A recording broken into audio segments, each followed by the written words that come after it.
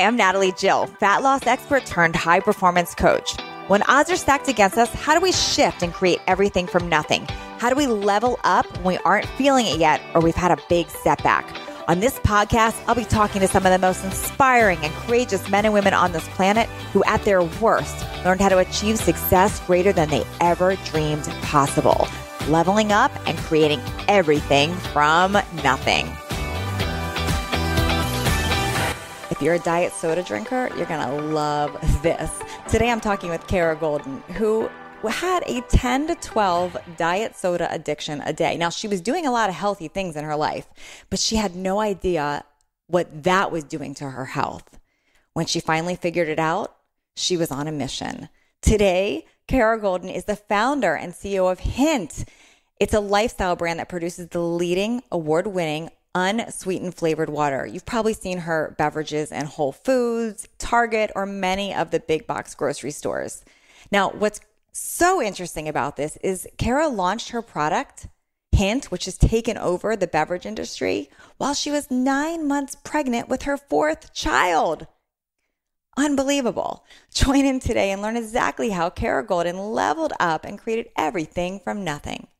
Today on Leveling Up, I'm talking with Kara Goldin, and I'm so excited to talk with her today because she is going to share a story with you that I'm super passionate about myself, because she's going to dive into the diet soda issue because especially coming from a place of fat loss and nutrition, those of you that met me there originally or followed me, you know how against those things I am. And I always get the question, well, what's so bad about it? What's so bad about it? So I'm excited to have her on today because she's going to share her journey, what she went through, and how she ended up founding and creating a successful company because of her pain with this. So thank you so much for being here. Yeah, thanks for having me. Excited to be here. So take us back. You told me that originally you were doing all the healthy things, but you had a diet soda addiction. Talk to us about that.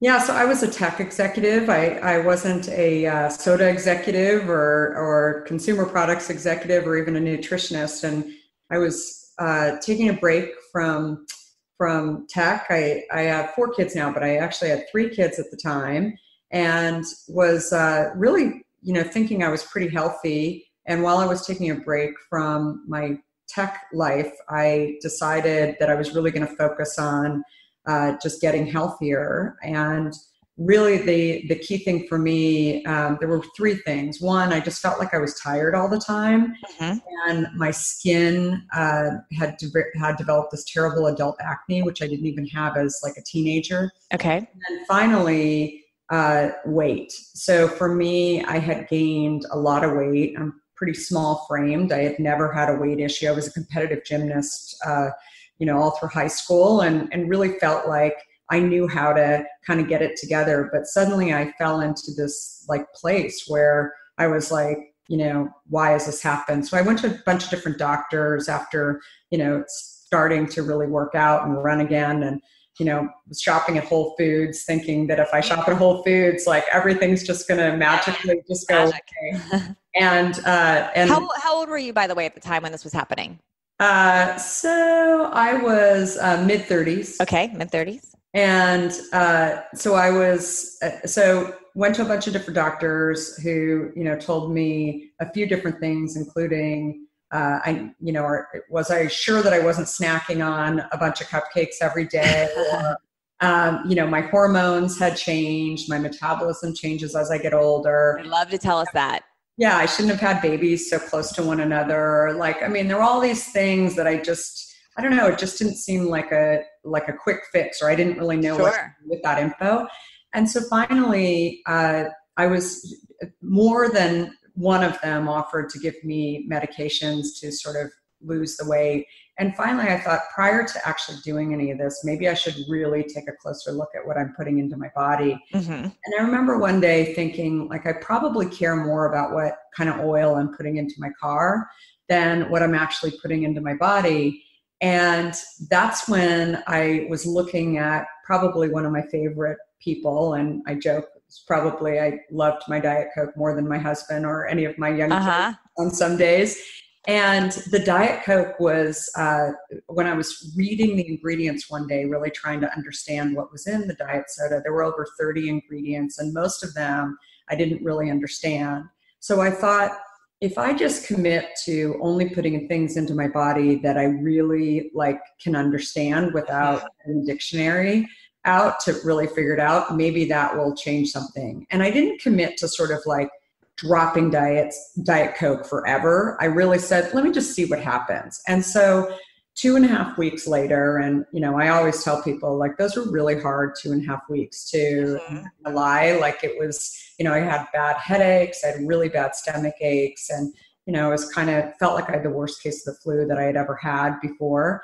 And because I had been drinking probably since I was 13 years old, between 8 and 12, equivalent of cans a day. What? 8 and 12 a day? Yeah. And sometimes it wasn't in a, can format. It's like I grew up in Arizona, and I'd go to Circle K and, fill up my fountains, Big Gulp, or whatever they're called. Yeah. And so it was, and sometimes I wouldn't even finish them, but I was constantly, drinking this. And so what was it going like? So when you first discovered it, because I'm thinking my mom was like a huge hooked on Diet Coke for years. I have not drank soda since I was 12 personally, me, because I just don't like it. Yeah. But my mom, and she developed severe migraines, and it took her years to figure out it was the Diet Coke, but she was the same, that like a ton of it a day. So I'm curious, I know from her perspective why she did it, but what were you thinking? It was like this innocent thing because there's no calories, or what was going through your mind when you were having it? I was really dissecting everything that I was putting into my body. And I really didn't think it was the diet soda that was causing the issue. But then when I just decided to give it up for those 2.5 weeks, I, noticed that my pants were fitting differently. And I definitely looked in the mirror and thought I've lost weight. But I also realized that my acne was gone, and, my energy levels were up, and I was feeling pretty good. And I didn't change anything else on the eating side of things. But what I did notice was that when I stopped drinking the diet soda, I actually was less hungry. Yeah, because the cravings stop. Right. Take me back, though, to when you were drinking the diet soda before you changed things, because I want to understand how this even happens. Like, when you first decided, I mean, you said you were a young girl when you started, but when you were in your 20s drinking diet soda, were you thinking it's a healthy habit? Or did you always kind of know it wasn't? Yeah, 100%. And I think, I've thought about this a lot, and it's I probably started drinking it when I was maybe 12, 13 years old. And, not to blame my mom, but I would watch my mom drink Tab and some of the other drinks that were out there. My mom too. Tab. Right. I remember it. And I think, I now look at, the soda industry and how they target, young girls like me. And again, I was an athlete. I wasn't really focused on, being super skinny, or, I was just focused on being healthier. So for me, the word diet was something that actually said health. Oh, interesting. Yeah. So you thought diet meant health. Yeah. And I think people mistake that all the time. I think they do too. And I mean, frankly, I think people also mistake water all the time for being healthy, when there's a lot of things that are labeled, water, for example, vitamin water, and it's all sweetened with either sugar or diet sweeteners. But anyway, I gave it up. And 2.5 weeks later, something happened to me that was, really pretty remarkable, and probably wasn't normal for most people, but I lost 24 pounds in 2.5 weeks. And then over the course of 6 months, I mean, at this point, I wasn't going to go back to drinking diet soda. It didn't particularly even taste that great to me. And after 6 months, I lost 55 pounds. And that's all you changed. Yeah, that was it. And again, it was, for me, it was also the cravings that sort of like went away. Like, I didn't really crave carbs anymore. I wouldn't go as far as to say that I never, ate carbs like pasta or bread or anything like that. It's just not what I was craving. I was actually craving really good foods. It's really hard for me to even, chew gum anymore. I felt like when I was drinking diet soda, I'd always want that like sweet fix. And I never really associated these things as being totally connected. So, I went back to some of the doctors that I'd seen prior to this and told them about my experience. And they were like, that's crazy. You must be doing something else. And I said, no, seriously, it's really not. See that. Yeah. It's so fast. So for those of listening that don't know this, and I'm sure Carrie, that you totally see this now, is that when you have all those artificial sweeteners, your body thinks it's getting those calories. Totally. So it's looking for those. So you have this 1 calorie drink full of artificial sweeteners. Your body thinks it's getting them. It's not actually getting them. So it's constantly going to look for where are those calories. So your cravings get out of control because you're constantly looking for something to fill up those calories.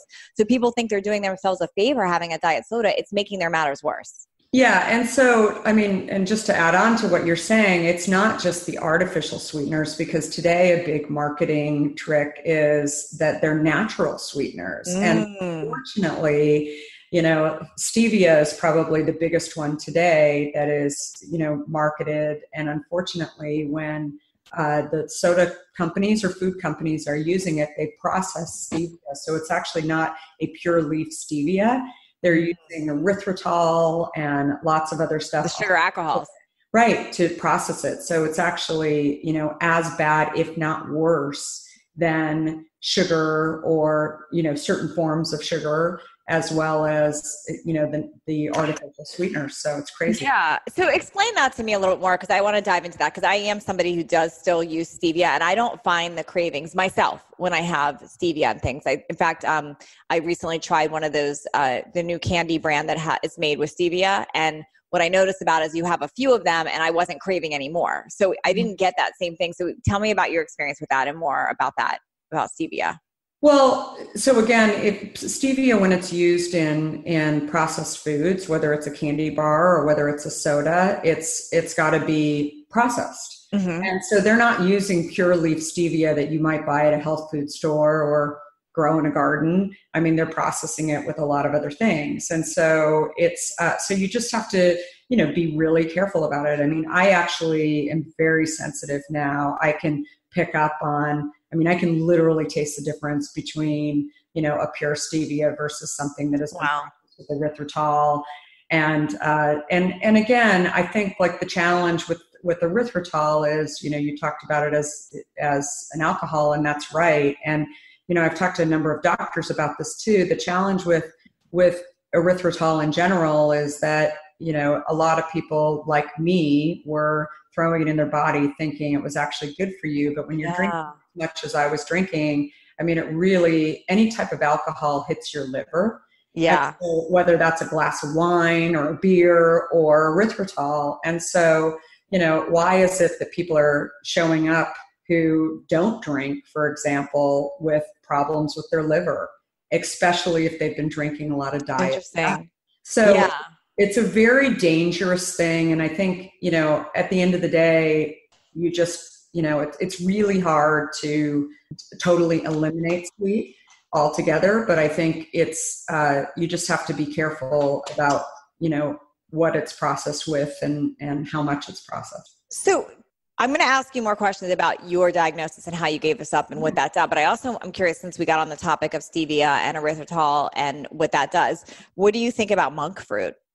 Same thing? Or what would you say there? The more research I've seen around sweet in general from, literally all over the world, I think that, I think the world's divided into two different types of people who crave sweet and people who crave salt. And I think both in moderation is probably okay. The challenge is that I'm a, sweet junkie, right? Like I love sweets. Right.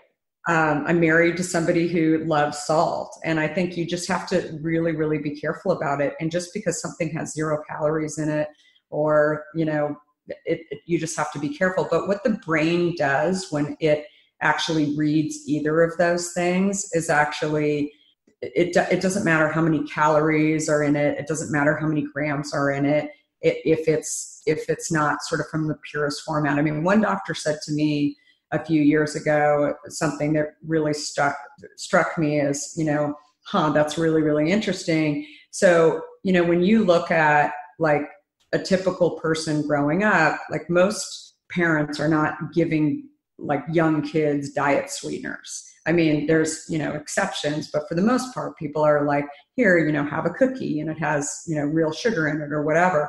By the time you hit the teenage years, that seems to be the time when, kids are really marketed to, maybe they're a little bit overweight, maybe they're doing sports or whatever, and they start to get become more and more aware of calories and sort of what that does.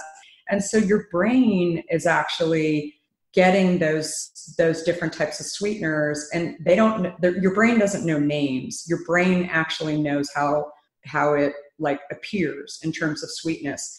And so when you look at diet soda, Diet Coke in particular, a Diet Coke today is 13 times sweeter than it was in the 1970s. Wow. Imagine if you're somebody like me who, was drinking it in, the late 70s, 80s, right? Drinking regular Coke. And then suddenly I moved over to diet sweeteners. Over the years, it's just been getting sweeter and sweeter and sweeter. And so I've been producing more insulin, right, in my body.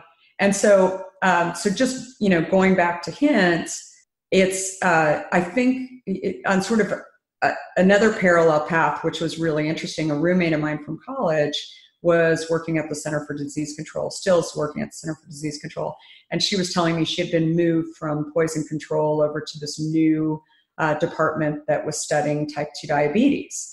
And I said, oh, what is type 2 diabetes versus type 1 diabetes? And she was explaining to me, and this was 15 years ago, that they didn't really know much about it. But what they did know was that 2% of the population 15 years ago was showing up as having this thing called type 2 diabetes, which was very different than type 1 diabetes. But the interesting thing that she said to me was that these people claim to be living a healthy lifestyle, were drinking and eating, diet sweeteners, and, didn't think that they were eating tons and tons of sugar, but they were having a challenge very similar to me with skin issues and weight issues.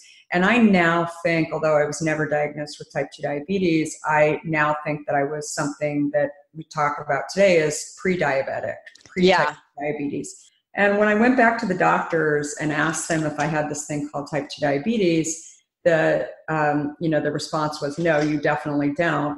Today, so it was 2% of the population 15 years ago. Today, it's 40 to 45% of the population has type 2 diabetes or pre-diabetes. And a majority of those people are claiming to be hooked on things like stevia and some of the other diet sweeteners that are out there. And so I think, we've all got our head in the sand a little bit on sort of how do we, actually solve this problem. If we really want to solve problems around, a growing disease, why aren't we looking at how to cut back on these sweeteners versus actually trying to trick the consumer into believing that everything's going to be fine as long as it has low calories? Yeah. So it's interesting because there's research either ways, right? Like, so doctors are going to show you research either that like, yes, it's creating havoc on us, it's making us sick. And then you find all these studies, usually government studies, saying that it's safe for us. It's not a problem. It's not causing any of those things. So did you find yourself walking through those conversations when you were figuring this out on your own? Yeah, absolutely. And I think like the challenge with a lot of these studies, what I've learned, and it's somewhat, frustrating, and I've talked to, more than a few doctors about this, but the challenge with, if a doctor wants to do a study, like let's say, for example, that they're a doctor, an endocrinologist that's doing studies on, pediatric diabetes, and they, think that there's a lot of these kids that may be eating and drinking, 0 calorie or 10 calorie drinks or whatever, and they want to do a study. If they're associated with the hospital today, they need to go back to the hospital and say, I want to get the study funded. And they can't actually pick the people that are going to fund their studies if they're associated with the hospital. And so the hospitals are actually picking who's going to fund the studies.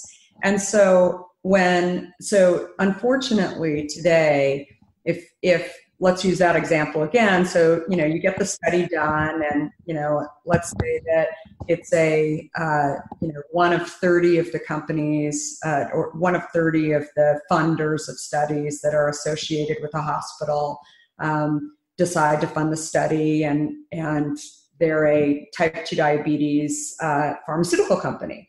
Right. Or maybe, it's even worse. It's like a big soda company and they want to be sure, right? They want to figure this out. They're actually allowed, because they're funding a study, to say that the results were inconclusive. which is crazy. Wow. Right? And so I've talked to doctors about this, that they believe that there's an issue, but in many, many cases, they can't actually push it because they weren't the ones funding the study. So I would love to ultimately take this to Congress to say that, I mean, it's crazy when you think about public companies have to disclose lots and lots of information, but if they're funding a study, like, why shouldn't they actually have to release in, 2019 the data? Yeah. Right? Like it's crazy. They're allowed to just stop it. It's inconclusive. So going back to I never knew this about inconclusive studies. That's really good. It's really and there's a lot. If you look at stevia, there's a ton of inconclusive studies about this. Yeah. And and also these large public companies, and I'll pick on Pepsi and Coke have done studies on this, but they're public companies. Why don't they have to release the results? Yeah, interesting. It's so interesting too about, as a nutritionist, I've constantly, people ask me about stevia and monk fruit, those two things. And I'm always like, I say the same answer that you just said, like the studies are inconclusive, but now as you're explaining what that means, that's really something to look into. Because just like stevia might be the least harmless of them all right now, maybe because it's the newer, but if you really look back, I mean, I remember when those gumballs were mailed to us years ago, the aspartame, and we were told those were safe. And then Splenda, like it always circles back that it's not. It creates the same problems. Well, and it's crazy. I mean, we start our day, most people start their day brushing their teeth, and most toothpaste have saccharin. Yeah. And so so if you're somebody who really likes sweet things, you actually like brush your teeth in the morning, and that's your brain off the track. Yeah. Right? Your brain has started, right, with the saccharin. And people are like, wow, that's crazy. I never knew toothpaste contained, saccharin. I mean, it's nuts. And so all these things, I mean, I started the company 14 years ago, and, when people say to me, like, what's it like running a beverage company? I'm always like, is that what I do? I mean, definitely we're now a national company. We've, grown this into, really helping people get healthy. But in sort of my passion project in my spare time, I'm really focused on trying to figure these other things out and potentially fight them. I love that. I love that. So, okay. So you stopped Diet Soda. It didn't work overnight, and you started getting hyper aware of like where else artificial sweeteners were showing up. So before I dive into like how you formed what you did now, because I think that's really super interesting. I love having the backstory on companies, like where they came from and where they came about. Yeah. I do remember when my mom was going off of Diet Soda, the big issue she was having was migraines. She had gone to like every specialist that she could go to, and nobody connected it to Diet Soda. And when she figured that out, she was blown away, because just like you, she was having like 10 to 12 a day. And I know it was just overwhelming that they never asked her about that. Like no one asked her, like, are you drinking Diet Sodas? Yeah. So it was a long haul, her getting off of it. I mean, it was not overnight. She had to wean that down. How about you? Did you go cold turkey? Well, what happened? Yeah, so I went cold turkey. I stopped drinking it. I, again, hadn't made a commitment to myself that I was never going to have a Diet Coke again, but I wanted to see what happened. And then when I saw this dramatic change over the course of 6 months, I really thought, wow, this is so interesting. But I had never been a water drinker. I had been, I was still, even in this process, forcing myself to drink water. So I wouldn't go to sleep at night unless I lined up 8 glasses of water. I don't know. I sort of read like, you must drink 8 glasses of water a day. And so I would drink at least 8, and I wouldn't go to sleep until I drank all that water. But one day I saw a bunch of fruit on my counter, and I thought, I wonder if I just slice that up and throw it in water and see what will happen. And again, I was, this was a little over 15 years ago at that point, and I was way ahead of my time. And, I put that in a pitcher in the refrigerator. And the biggest problem that I found, it helped me to drink water, but the problem I found was that after a while, like the fruit would get sort of nasty. Yeah. And so I thought, I wonder if somebody could like bottle this product. And again, I was shopping at Whole Foods. I went to my local Whole Foods in San Francisco, and I started talking to the people stocking the shelves, looking for this product like Hint that just had fruit in it and nothing else. And I did stumble upon other things that were calling themselves water. Vitamin water was kind of the big one. But at that point, vitamin water actually had more sugar and more calories than a can of Coke. And I remember talking to the guy that was stocking the shelves at Whole Foods about it. And, he was like, well, I think it's healthy because it says vitamin.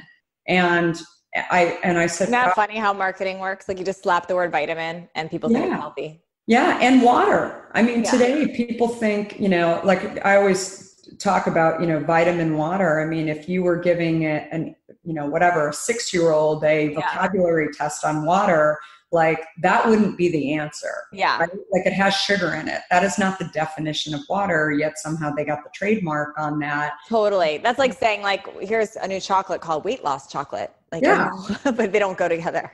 Right. Yeah. It's crazy. So that's at that point, I really, started to think, gosh, this is an idea that is pretty cool, but I didn't believe that it wasn't already out there. Like I believed maybe it wasn't in San Francisco and wasn't sort of in my local stores. So the next year I was really searching on the East Coast and, in health and nutrition stores for this product that was a still water. And I have nothing against like carbonated waters, but a lot of carbonated waters at that time. And they've, eased up on it a bit, had a lot of sodium. So I didn't want to swap out sort of my sweet craving for, too much sodium.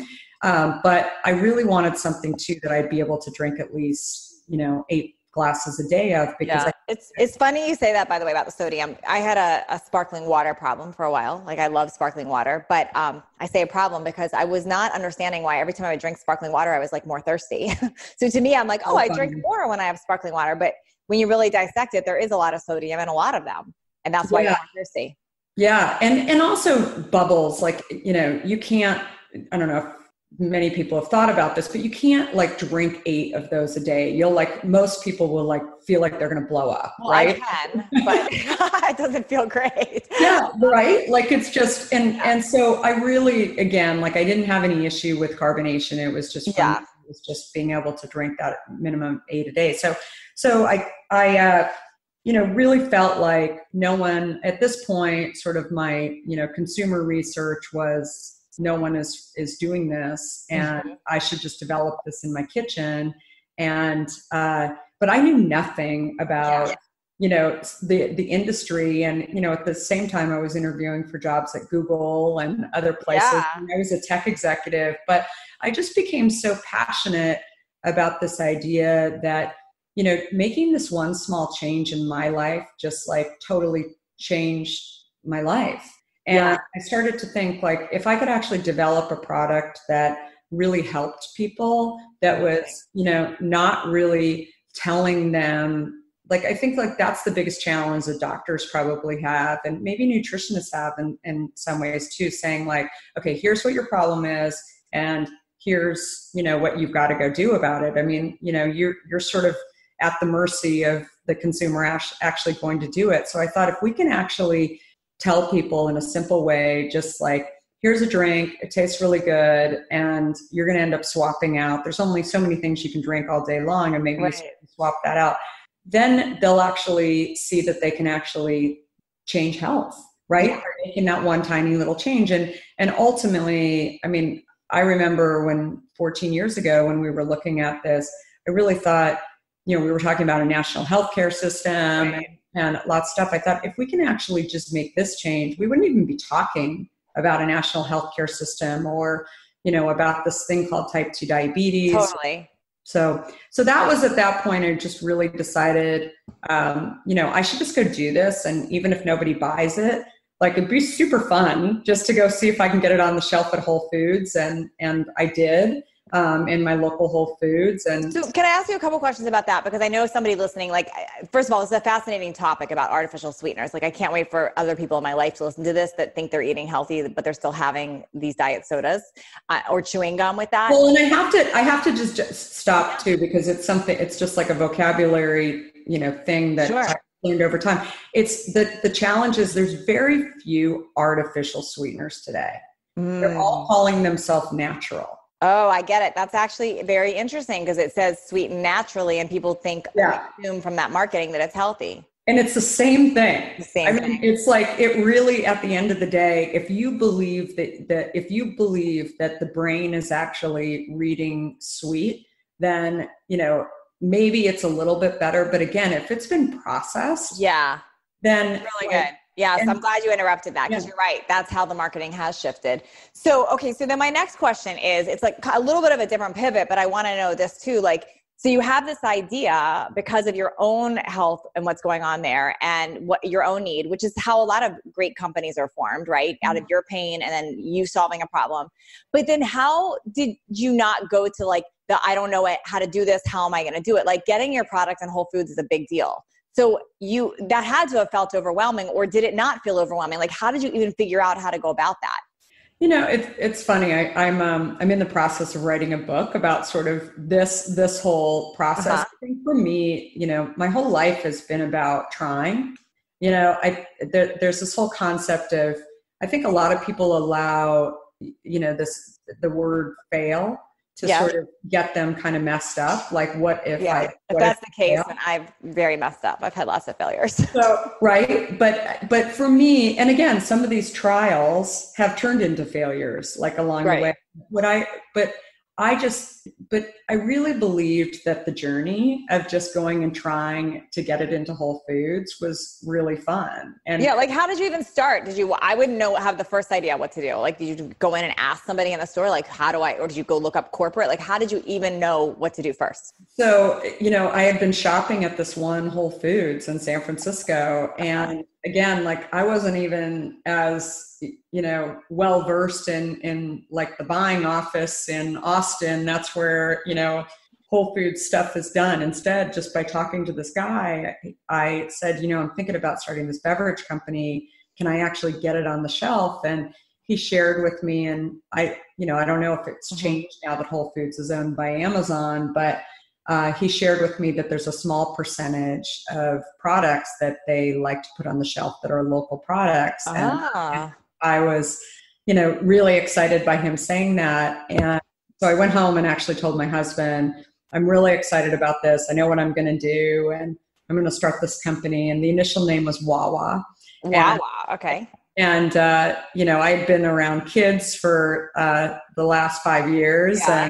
And he's an intellectual property lawyer, and he kind of chuckled at me and said, I think you've been hanging out with the kids for too long. And, and he's also from the East Coast. So he said, there's this large chain in Pennsylvania that's a convenience store chain called Wawa. And he said, if this thing really takes off, I don't think it's the best name. And so I was really frustrated by, his comments. And he said, just keep talking to me about, this idea. And I said, if we, it just has a hint of flavor in it. And if we, we're giving people hints about how to change their life. And I said, hint. And he said, no, 4-letter word. You're never going to get the trademark.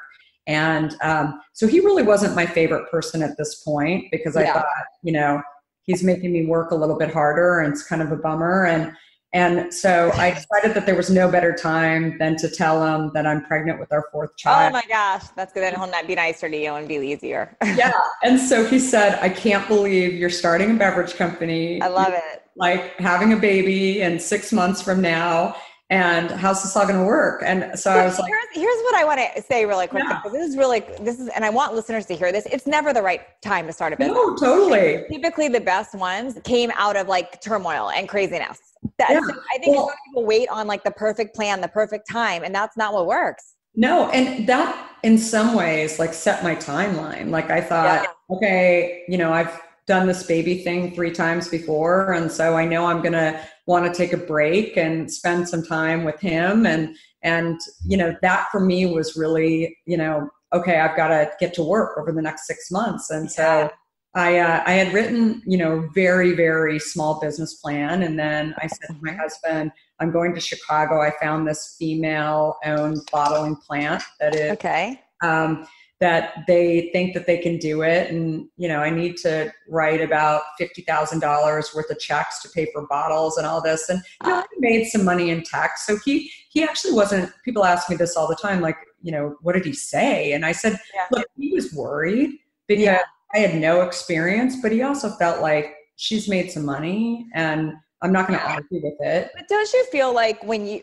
because I know this, because believe me, I've started many things. I've also failed many times. The reason I started this podcast is because of all my failures. I wanted to know how people constantly like created for something. You know, I always feel like sometimes when you've got that passion and that fire and that determination and you, all the other stuff doesn't matter. It's like, it doesn't matter the numbers. It doesn't matter the money or someone's approval. It's like you get that fire and you're determined and you go, and that's what makes it work. Yeah. And you bounce back, right? And it's just, and it's your journey. And I think that at that point, you know, over the next 6 months, I mean, my husband joined me. I think he felt sorry for me more than anything. He was like, gosh, she needs help. She's pregnant. Like, you know, I think this is really interesting. And she's also, you know, willing to write large checks off her personal bank account. I better kind of watch what's going on here and just bounce. I've been there. Yeah. Right. And so actually the product ended up showing up like a couple of days before I was having a planned C-section. Oh my gosh. And I remember waking up that morning on May 27th, 2005. And I was going in for a planned C-section at like 2:00 in the afternoon. And my husband was like, what do you want to do? We had a babysitter for the other 3 kids. And he thought maybe I'd say, let's go have brunch or something. And I said, no, I'd really love to see if I can go get the product on the shelf at Whole Foods. I love it. You know, and he was like, you are insane. I'll go with you. I'll carry the cases in. So we brought in. Walk in pregnant. They're going to listen. Like, hey. Well, and it's funny. I mean, I did not intend on doing this, but the guy that I had been talking to over the last few months, he's like, wow, you are really pregnant. Like, are you going to deliver in my store right now? And I said, no, I'm going to deliver this afternoon at 2:00. And he was like, how do you know when you're going to deliver? And I said, oh, I'm having a planned C-section. And he was like, what is that? And so for the next like 15 minutes, I'm explaining like why some people have planned C-sections. And my husband is like holding his hand over his eyes. That's so like, funny. Oh my God. Like only Sarah can have this conversation with a smile on her face and then say, oh, okay. So getting back to what we were talking about, can you put my product on the shelf? Totally. And so he calls me the next day and says, so, you know, my son's born that afternoon, and then the next day I'm in the hospital, my phone rings and it's the guy from Whole Foods. And I said to my husband, what's he saying? And he said that the product's gone. So 10 cases were gone. Oh my gosh. And so I said, give me the phone. And, you know, I still didn't believe that people bought it. I said to him, like, who took the cases? Like, I really didn't think that somebody bought the cases. And he said, no, like I've saved your space, but you know, you guys got to get in here because I'm going to get in trouble if I keep the space open. And so we checked out of the hospital early, and my husband said, you know, I'm happy to go deliver some more cases over there. And so we thought we were off to the races, and, you know, really thought, okay, we're going to be the next $1 billion company tomorrow. And, you know, a lot of people I share with entrepreneurs, it's, you know, it's been a 14-year journey of, you know, frankly, not just going up against, you know, the giants that are out there, but actually figuring out, you know, how do you get shelf space? How do you get more shelf space? How do you do it without, you know, the Coke and Pepsi trucks? Today we're the largest non-alcoholic beverage company in the country that doesn't have a relationship with Coke, Pepsi, or Dr. Pepper Snapple. And because we don't use the trucks, we don't have their money. You know, we've been able to do it just by being really creative. And, you know, I think that the other thing that I talk about a lot is asking the question why too. So I was never afraid to, you know, I had a lot of experience in tech. I had no experience in CPG or beverages, but what I was totally willing to do to almost nauseum was ask people why isn't that? Like, why do I need a Coke truck to deliver to your store? Why do I, you know, need preservatives to put in my product, which we don't have? And people generally would come up with these stock answers, but they wouldn't actually be able to define what the reason was. And so I just kept asking, and that's been, you know, really, I think the secret sauce to kind of how Hint has been developed is just keep going.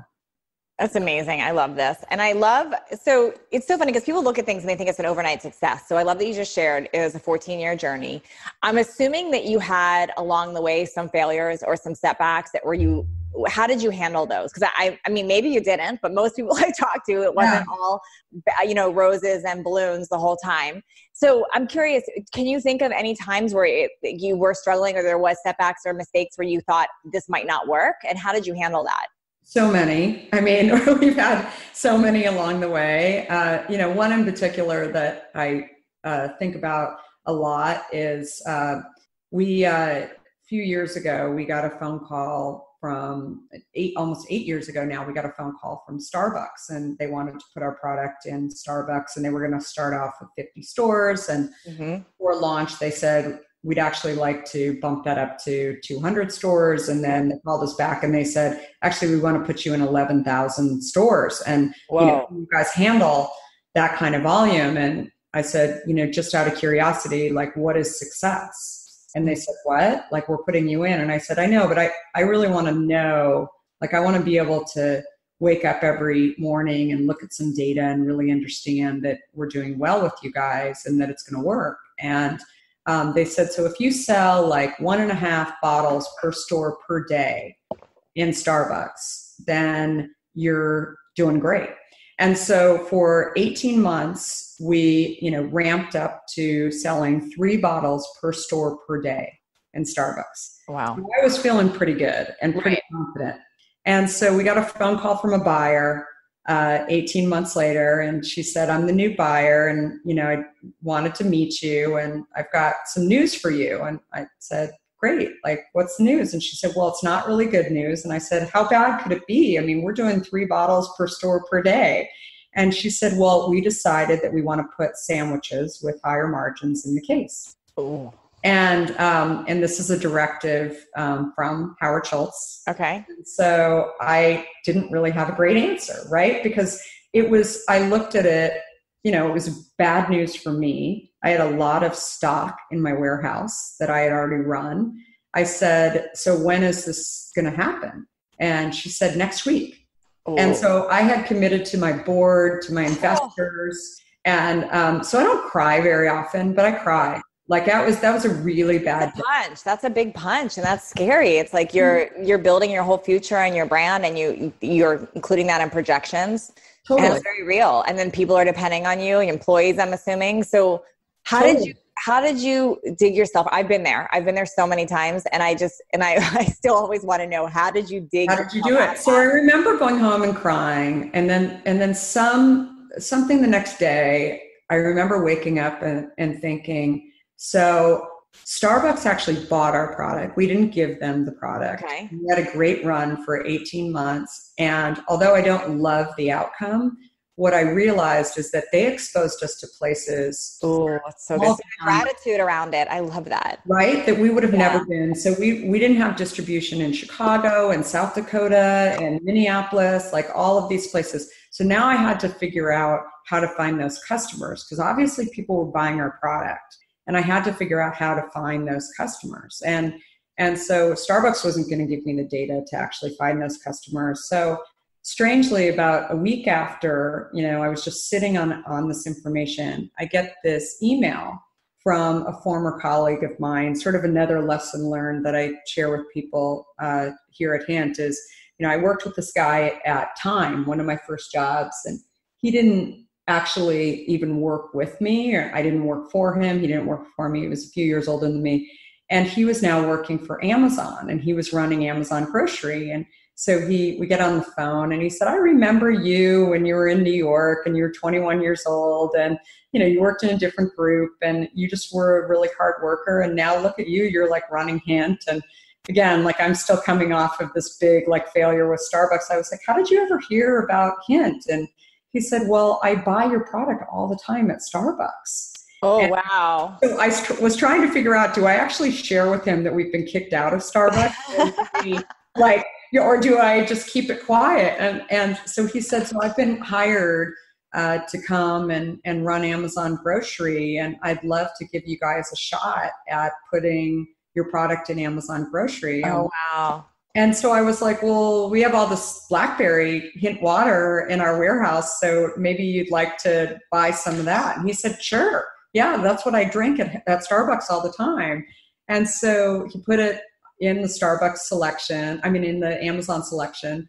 And, we became one of the top partners in grocery. And so I think it's like, again, it's a lesson of how I look at this is, and I think it's just life in general. It's like you've got to sometimes search for when the good will come, right? But it's I always say that, right? Like it's just, and again, I'm sure you have life lessons like that where you look back on and the world can be harsh at times, but I literally just recently, I know I'm just meeting you today, really, but I tattooed surrender on my arm at age 48. I've never had a tattoo in my life. And I did that basically for this reason, because I've had so many, it's literally why I started this podcast. I wanted to know, how do people create from massive setbacks over and over again? Because I am the queen of massive setbacks.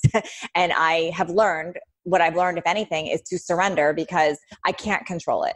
Like if I let the one no or the one bad setback destroy me, then nothing works. And what you shared is what I've learned, is that you have to find gratitude in that and keep moving forward. And if you surrender to that, so much changes. So I love that. Changes. Yeah.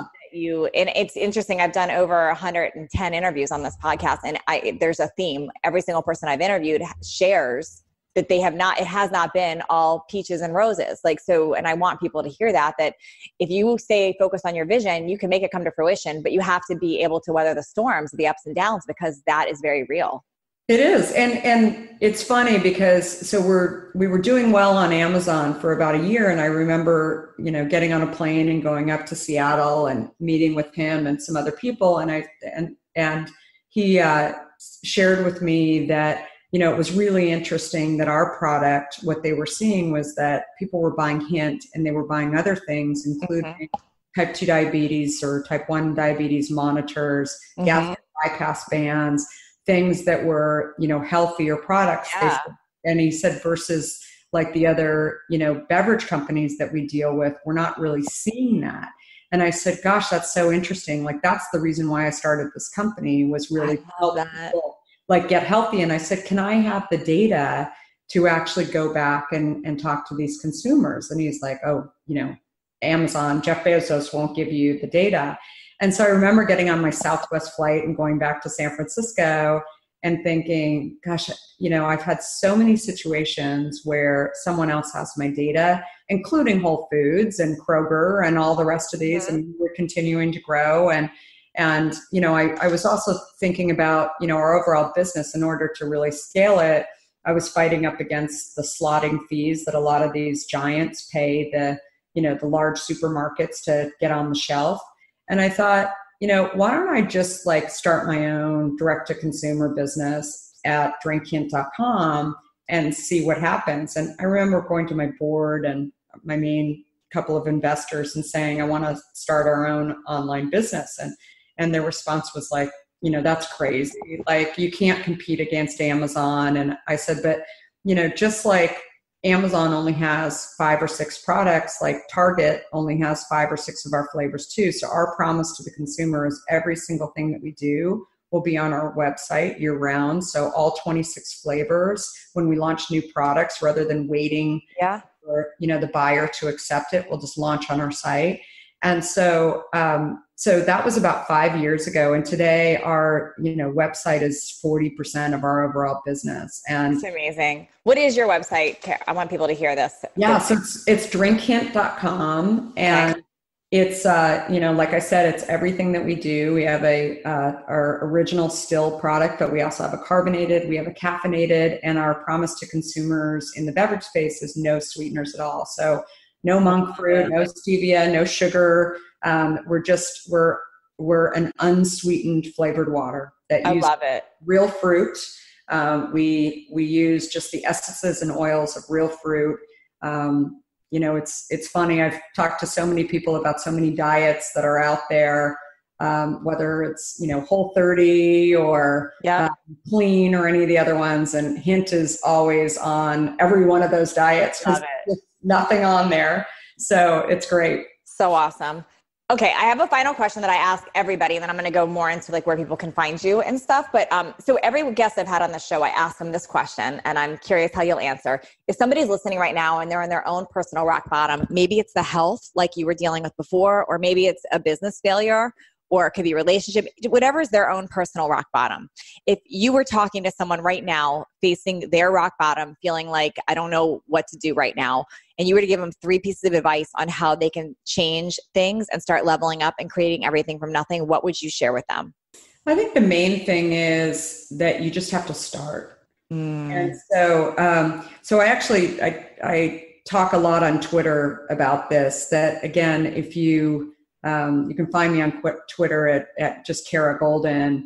And, I try to really get people sort of out of this space, especially on there.